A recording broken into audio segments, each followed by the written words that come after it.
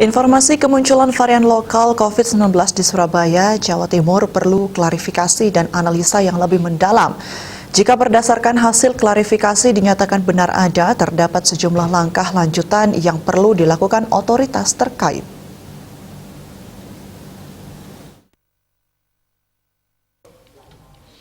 Dikutip dari kantor berita Antara, pakar ilmu kesehatan dari Fakultas Kedokteran Universitas Indonesia FKUI, Profesor Chandra Yoga Aditama mengatakan, hal utama tentu klarifikasi dan memastikan apakah memang benar-benar ada varian lokal penting di Surabaya supaya jelas informasinya. Pertama, analisis mendalam secara genomik perlu dilakukan untuk melihat hubungan evolusi genetik dari turunan sebelumnya.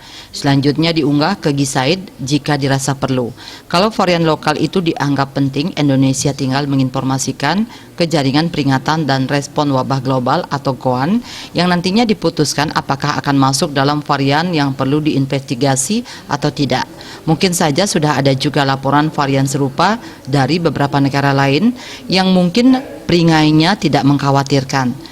Chandra memastikan bahwa SARS-CoV-2 akan terus bermutasi sehingga akan ada varian baru di berbagai belahan dunia. Namun varian baru bisa saja tidak punya dampak pada kesehatan masyarakat atau ada dampak terbatas dan lainnya.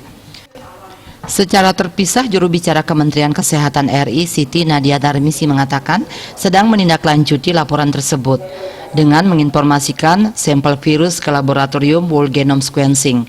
Adanya temuan varian ini sedang dikonfirmasi oleh laboratorium rujukan whole genome sequencing.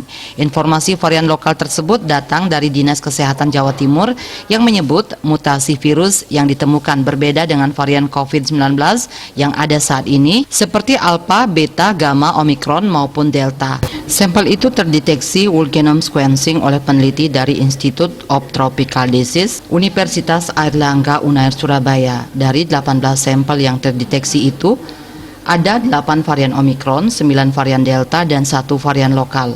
Bali Post melaporkan.